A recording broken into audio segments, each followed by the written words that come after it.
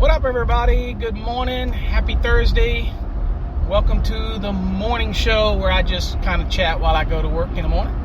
And I just wanted to shout out to everybody. Again, thanks to everybody that listens to the podcast and downloads them. Getting out there, getting the work done. Appreciate you, most certainly. Glad we can be here to help educate you on the National Electrical Code. We had a great exam prep last night. For those that are in the Fast Tracks program that came to our session last night, again, another couple hours of just looking at code, answering questions, just a good all-around group event. Appreciate everybody that comes. If you're a Fast Tracks member and you have not come to a Wednesday night session before, had some new faces last night, so that's awesome. Make sure you use that. It's a benefit for you that's available, and every Fast Track student has the ability to be able to come to the Wednesday nights. If you only want to come for an hour, you want to come for 30 minutes, you want to come for 2 hours, it's totally up to you. We appreciate you coming and chiming in and bringing your questions, and I'll do my best to answer them for you.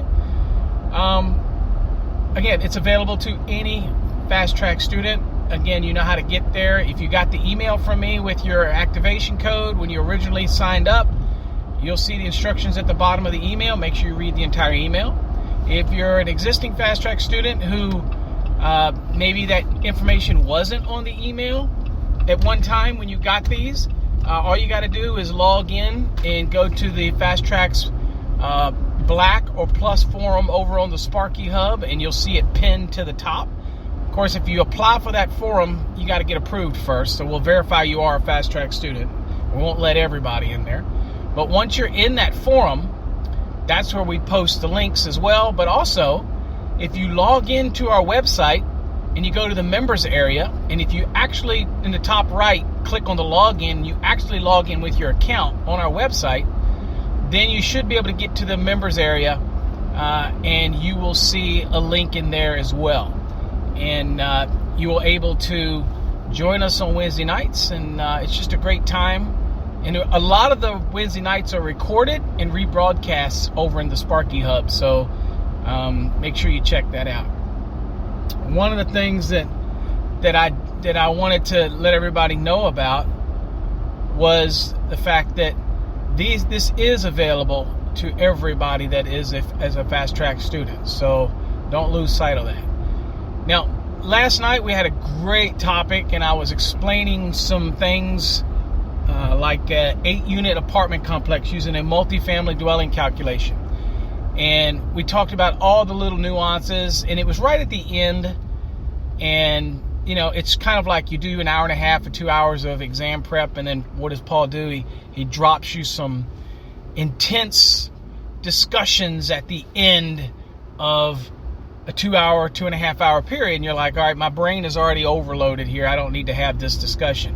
But we were talking about the different loads and how to calculate multifamily dwellings. And that can be one of the hardest aspects of exam preparation, because you don't know exactly what's going to be on an exam. But so you're studying the full gamut, right? You're pretty much looking at everything. And so when we look at multifamily dwellings, you know, we do everything as normal because everything's times the number of dwellings that we have, right? But when it comes to the AC versus heat, when I explain that to people, it's a little different because 220.60, even in the 2023 code, is not as clear as it should be. The reason that it's telling you to take AC versus heat, so they're non-coincident loads, if they are indeed non-coincident loads, the reason it's telling you to take the AC versus heat, if the heat's larger than the AC, then you go with the heat. If the AC is less than the heat, but the largest motor in the building falls under the AC, like say the compressor, then you redo the calculation again, but you do the AC compressor at 125%, and you take the other loads at 100%. So basically you're following the rules in 220.50, and then you compare the heat versus AC at that point. And now if the AC happens to overtake the heat, then you're going to use the AC. But you're only going to use the AC for that first floor, right? The second floor through the 8th floor, You're not, because you're going to use the larger of the two, AC versus heat, like you always did. So the heat was originally larger than the AC, right? So the heat is what we would be using for each additional floor. So that's something that people lose sight of. And again, it's so hard to decipher that in the code, because there's a lot of educators that teach it. If the AC overtakes the heat, you use the AC for the first floor at the 125% plus the other associated motors, like a condensing fan or a air handler, and then you take each successive floor at 100% of the AC. But that's not what the code says. You also don't take every floor AC with the compressor at 125%, because what does the code say?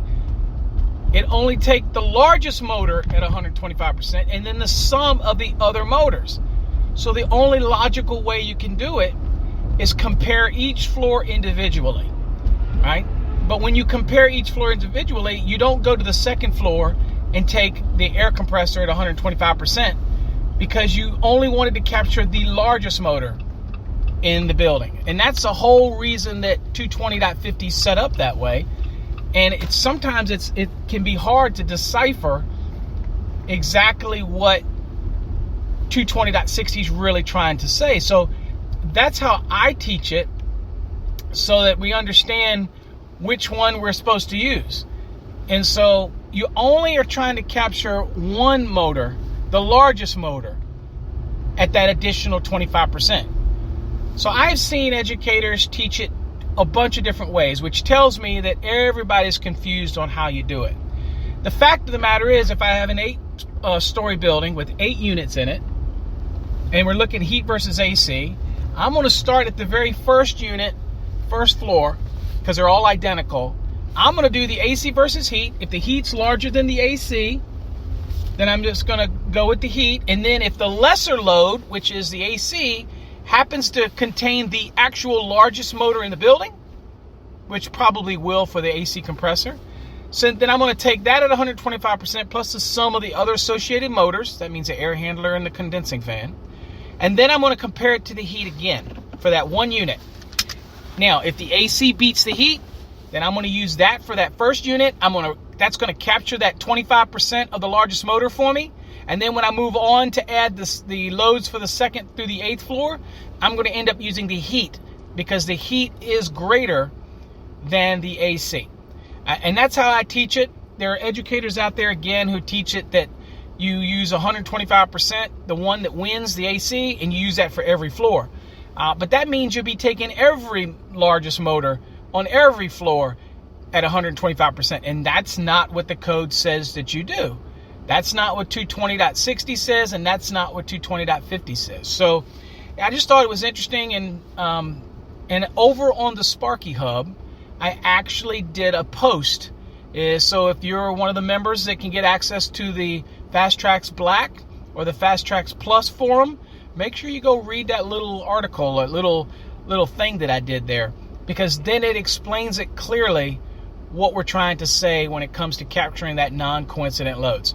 I'm also going to be doing a blog on that, so make sure you check that out so that we kind of break that down. My blog will actually be just focusing on that aspect of the non-coincident load. And I think I already have another blog out there that goes into a little bit of detail with those non-coincident loads as well. So make sure you check that out. Again, you can get to our blogs by simply going to our website at electricalcodeacademy.com or .net or .org, and then scroll to the right and you go under where it says more. You hover over the more and you'll see where it says blog, and you can check out the blogs there. You can also scroll to the bottom of our main page and you will actually see a link, a fast, quick link to the blog there as well. Check them out. They're really good reads. All right, folks, again, to everybody that joined us on Wednesday night, we'll see you next Wednesday. I appreciate you. Remember to write your questions down. You got any problem with your unit, anything you don't understand, make sure you write it down and you bring it to Wednesday night so we can discuss it. Okay? All right, folks, till next time, stay safe. God bless.